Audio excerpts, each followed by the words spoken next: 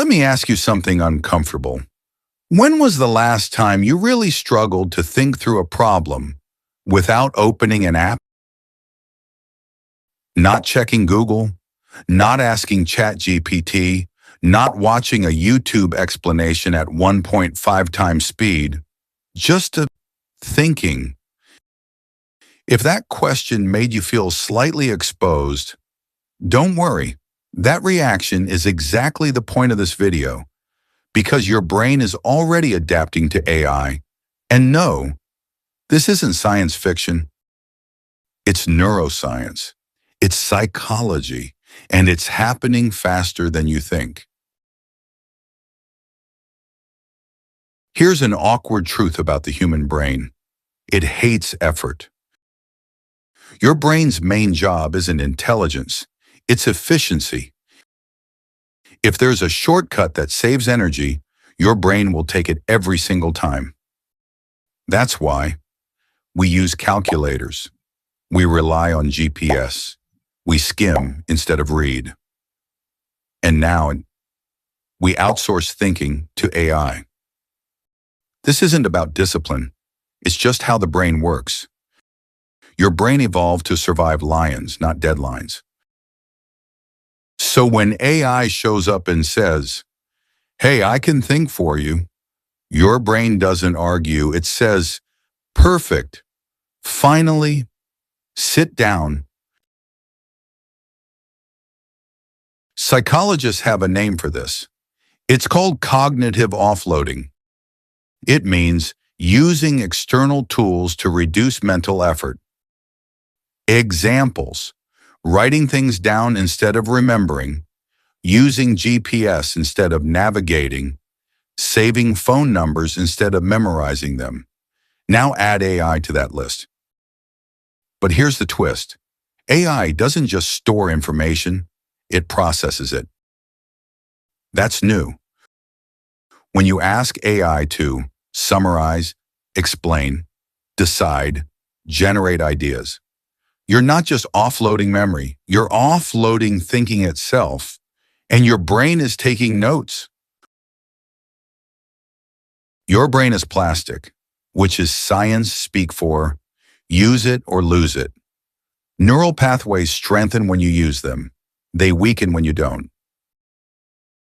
So if your daily routine becomes ask AI, copy answer, move on, your brain starts adapting to not thinking deeply. Not because you're stupid, but because your brain is efficient. Why struggle for 10 minutes when the answer arrives in 3 seconds?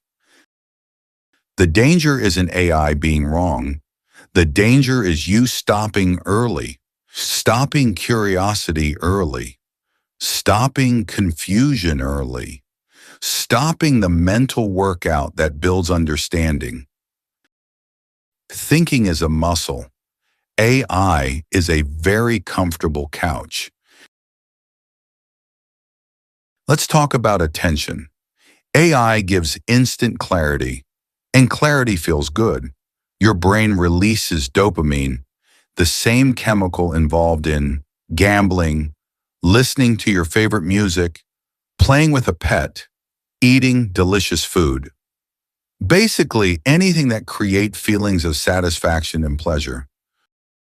So your brain starts craving fast answers, clean explanations, no uncertainty. The problem, real understanding is messy, it's slow, it's uncomfortable. It involves being wrong. But AI trains your brain to expect, from confusion to instant relief. Over time, this lowers tolerance for complex books, long videos, deep thinking, slow learning. You don't lose intelligence, you lose patience. So, are humans getting dumber? No, but we are changing. Historically, writing weakened oral memory. Calculators weakened mental math. GPS weakened navigation skills. Yet intelligence didn't disappear, it shifted. AI is doing the same thing. It's not replacing intelligence. It's reshaping it. The risk isn't using AI. The risk is using AI passively. Big difference.